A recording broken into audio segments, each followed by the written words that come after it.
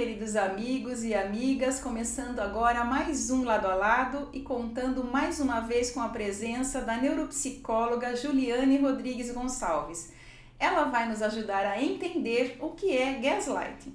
Gaslighting, você já ouviu falar? Não? Então, bora aprender. Bem-vinda, Ju! Oi, Mina. Obrigada mais uma vez pela oportunidade. Sempre bom estar aqui. Então, a gente que agradece, né? Tantas orientações que você nos traz. Que bom. Ju, Oi. Vamos lá então, o que é gaslighting e como que surgiu esse termo aí na psicologia?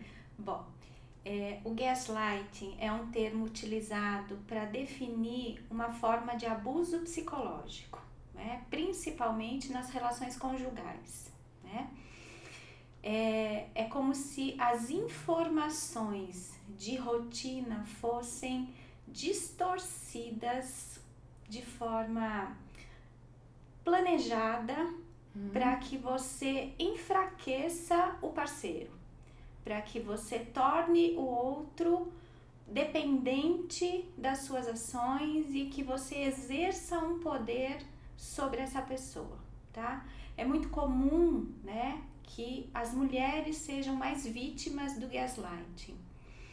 Esse termo surgiu no finalzinho da década de 30, 1938, se eu não me engano, com uma peça de teatro chamada Gaslight.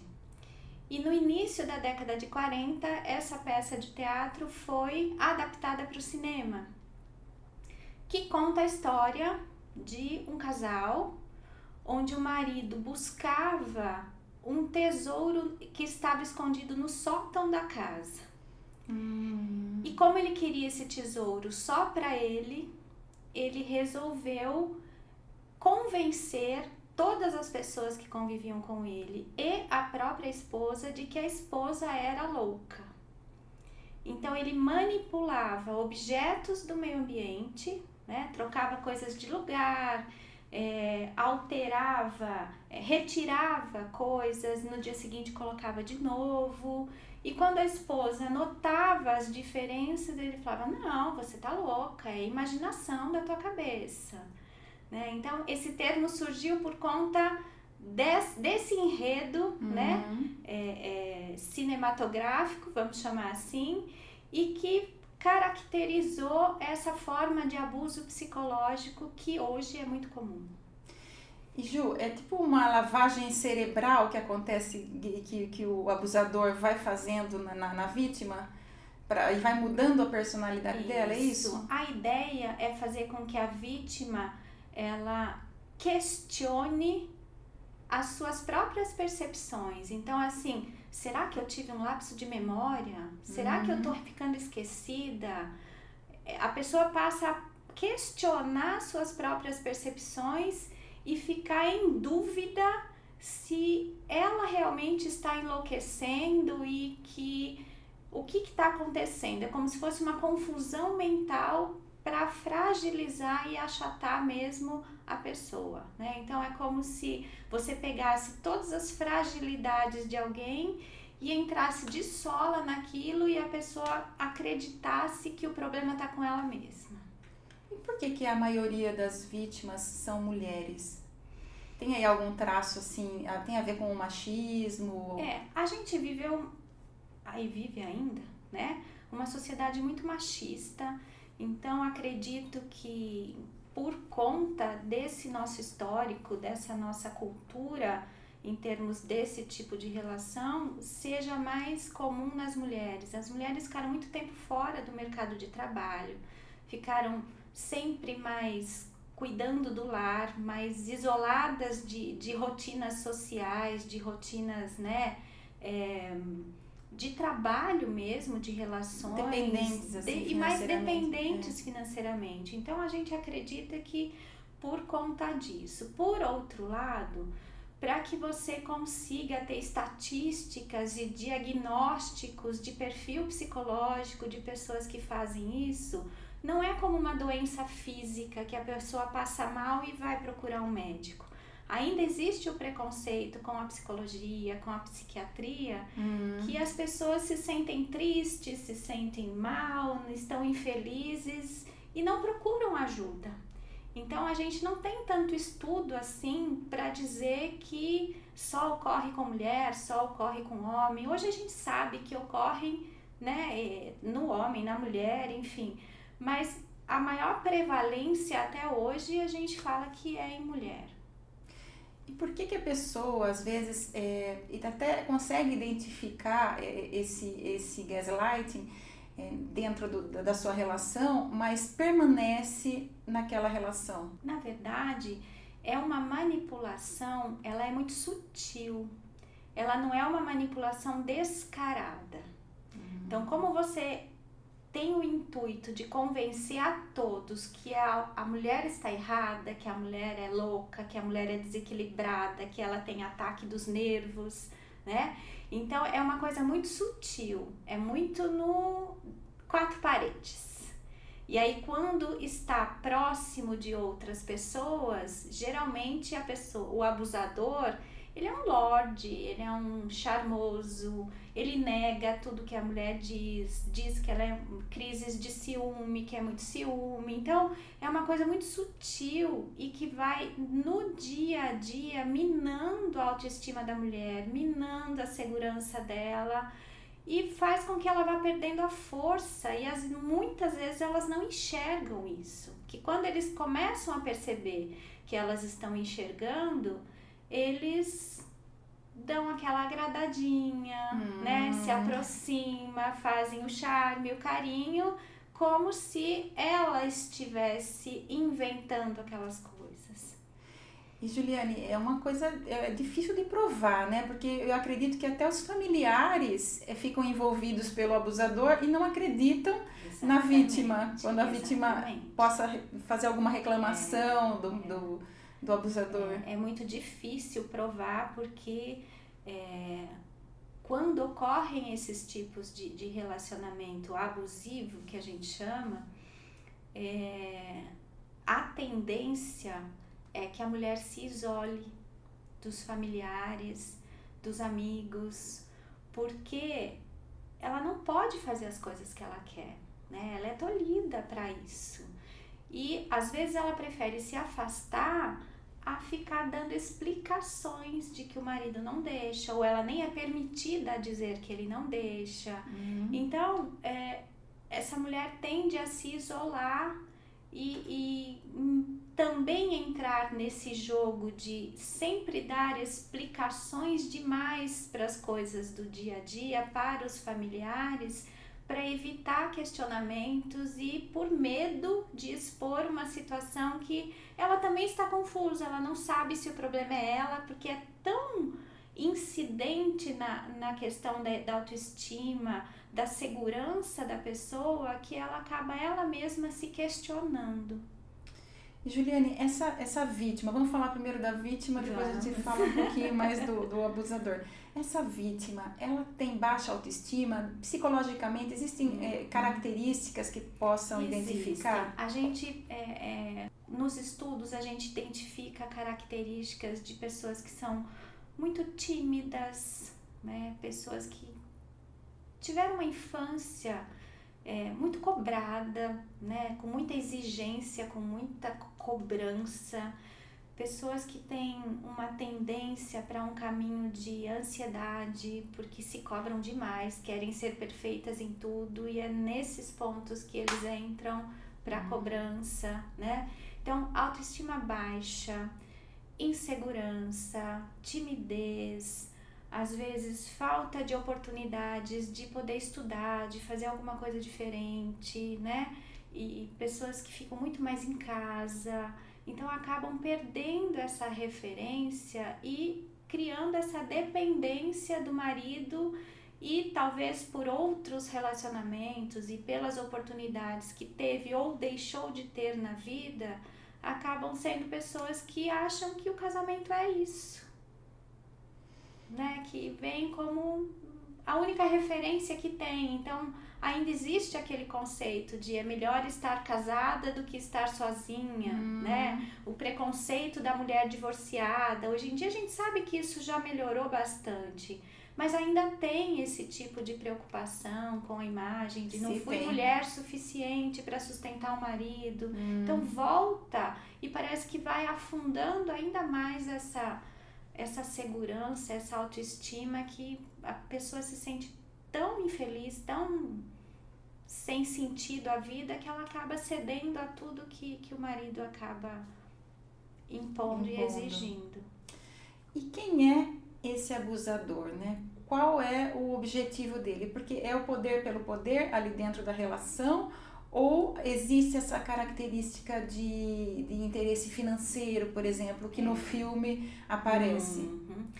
Nos estudos que a gente tem em mãos para poder identificar esse tipo de perfil, hoje a gente consegue dizer que esses abusadores, eles têm transtornos psicológicos, o que a gente chama de transtornos de personalidade, né? São pessoas com características antissociais, então pessoas que não conseguem pensar no outro, pessoas que não têm empatia, pessoas que gostam de explorar as pessoas, pessoas arrogantes, que só eles têm razão. Então são características antissociais que ligam, né, esse perfil a um transtorno de personalidade que a gente chama de sociopatia, né, que são os transtornos que têm essas características antissociais. Então, a lei não importa, o que o outro pensa, o que o outro sente não importa. Só o que ele quer, né? E a impressão que dá é que essa pessoa quer mostrar o que ela não é. Então, eu costumo brincar que uma frase que eu uso muito no consultório é: todo excesso esconde uma falta, né? Então, uma pessoa muito bondosa, que faz questão de demonstrar para todo mundo que a esposa é a melhor pessoa do mundo, né? Ou faz questão de demonstrar para a esposa que quem manda é ele. A gente tem os dois extremos, né? Pessoas que querem demonstrar demais um carinho e a gente já fica meio desconfiado que não é bem assim, porque a gente sabe que o casamento tem altos e baixos, tem as características de um, do outro, e que a gente é um desafio diário de você conseguir ajustar essas diferenças. Duas cabeças pensantes, Duas cabeças, então não é um mar de rosas, né? A gente sabe que não é. Mas o respeito, a convivência pode fazer com que o casamento seja muito saudável, né? Mas assim, a gente vê que esse excesso de arrogância, esse excesso de autoridade demonstra uma fragilidade muito grande. São pessoas que não sabem ouvir o outro, são pessoas que não sabem respeitar o outro. E talvez para que isso não apareça, se esconde através de uma máscara, de uma fachada, que é um problema psicológico que necessita de tratamento, que necessita de um cuidado. E a parte do interesse financeiro? Aí a gente pode perceber assim, o interesse financeiro faz parte, né? O gaslighting está associado ao interesse financeiro, mas também pode estar associado à infidelidade, por exemplo. Então, eu sou homem, eu sou macho, eu posso ter as mulheres que eu quero e eu vou manipular as informações para que ela passe como sendo a desequilibrada, a ciumenta que não se controla. Então, não é regra a questão financeira. O que a gente percebe é que cada um tem uma história de vida, e quando você começa a compreender as causas e as razões daquele comportamento, você vê que está associado à vida que aquela pessoa teve, às relações de infância, aos conflitos, às coisas mal resolvidas.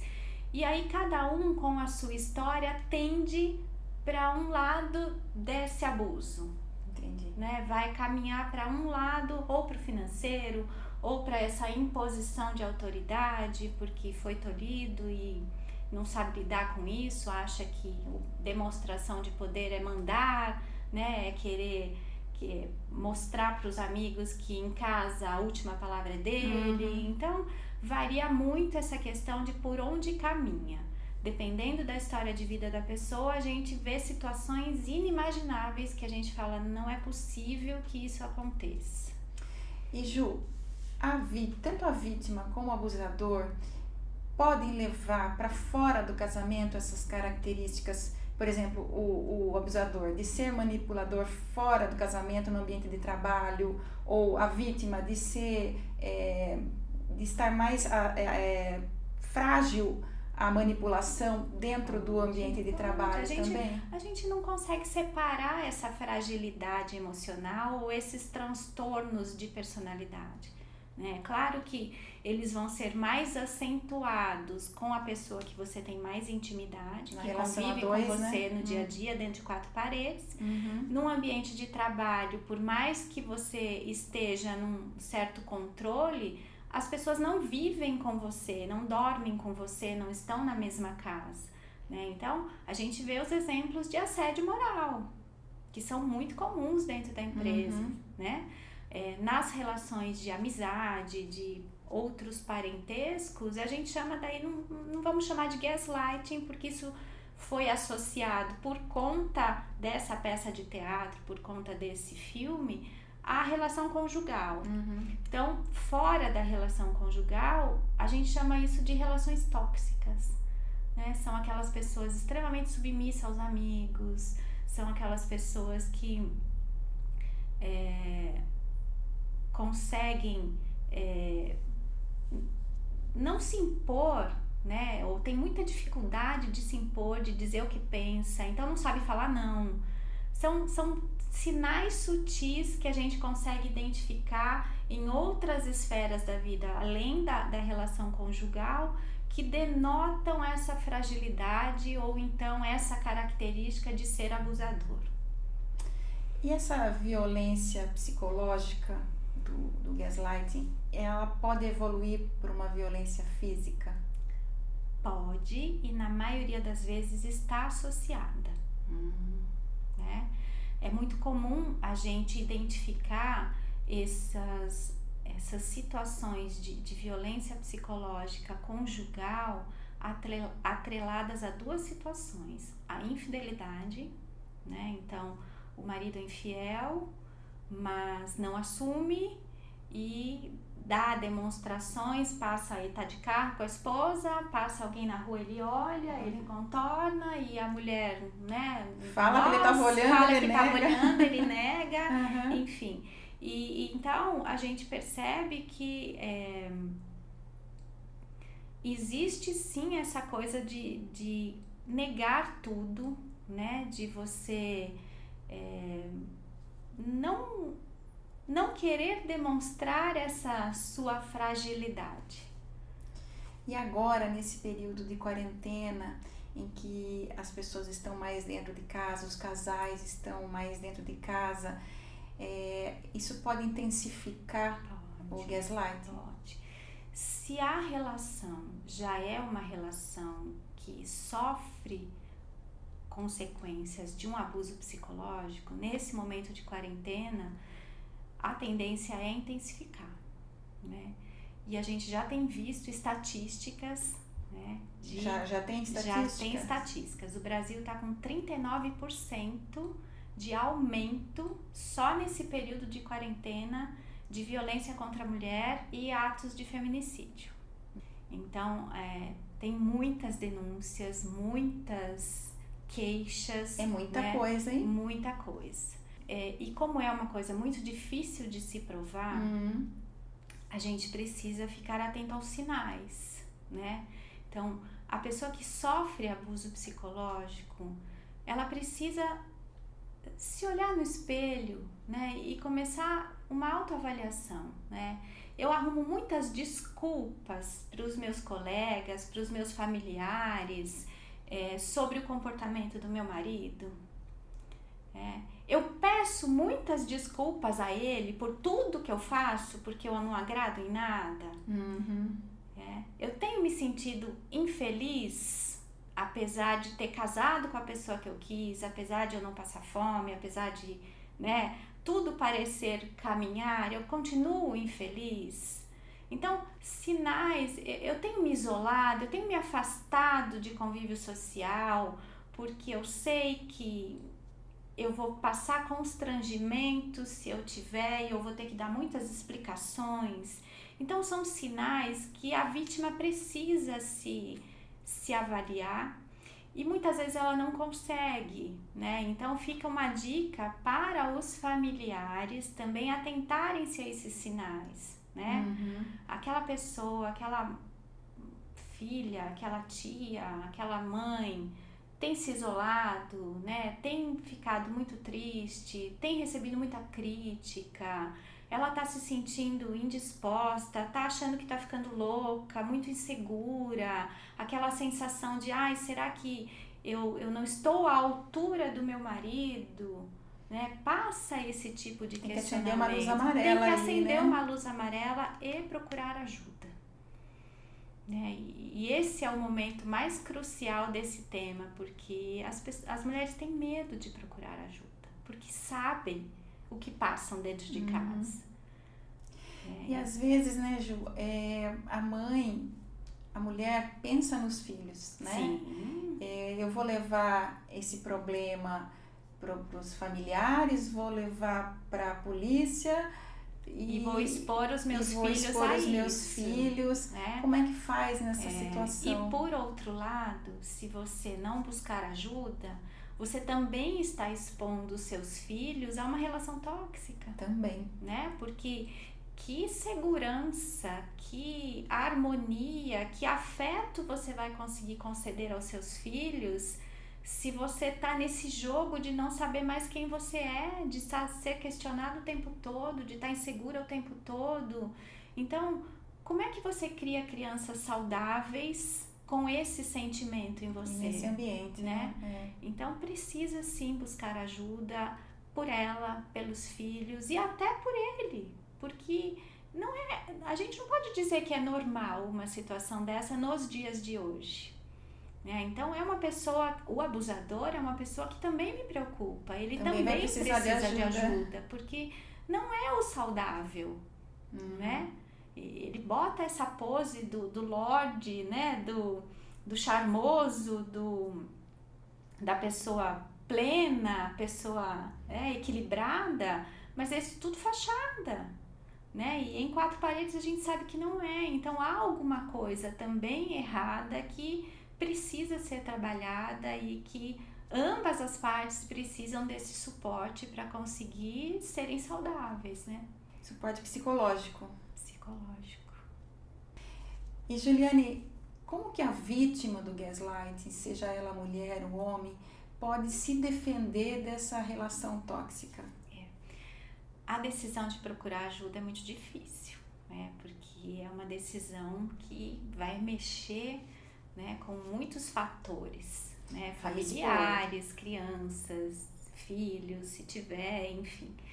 Então, assim, o que a gente recomenda é que, primeiramente, você se abra com alguém de confiança, um familiar, um amigo, né, exponha o que você está vivendo, porque um primeiro passo para você tomar coragem de resolver a tua vida e buscar, né, uma forma mais saudável de se relacionar é você colocando para fora o que você sente. Então, a primeira coisa que a gente recomenda é que busque um amigo, um parente, um familiar, onde você possa se abrir, se colocar e alguém que possa te ouvir, para até orientá-lo de como buscar essa ajuda, né? Uma ajuda psicológica é muito bem-vinda, porque a pessoa precisa reconhecer as suas habilidades, recuperar sua autoestima, e isso é um processo que leva tempo. E como muitas vezes está associado à agressão, à violência física, existe um canal Central de Atendimento à Mulher, Vítimas de Violência, o número é 180, que presta esse tipo de serviço de acolhimento e de ajuda para esse momento de tomar as decisões e começar a colocar limites nessa agressão, nesse abuso que faz um mal imenso para a vida da gente. Juliane, muito obrigada mais uma vez pela sua Eu que presença agradeço. aqui e todas essas informações que você nos traz aqui, principalmente para nós mulheres nesse caso. E eu acho que o meu trabalho é fundamental que chegue mesmo às pessoas, né? O trabalho do psicólogo, porque as pessoas precisam saber que elas podem recorrer a esse tipo de ajuda e às vezes não é nem a pessoa ir até o consultório, mas o fato dela ter acesso a essas informações que você proporciona já é uma grande ajuda, já é um grande diferencial que as pessoas têm com o seu programa. Muito obrigada pela sua presença mais uma vez. E obrigada a você que me acompanha pela ITV canal 24 da NET ou HD 524 ou ainda pelo YouTube. A sua companhia é sempre muito importante para mim. Beijo no seu coração. Até sexta que vem.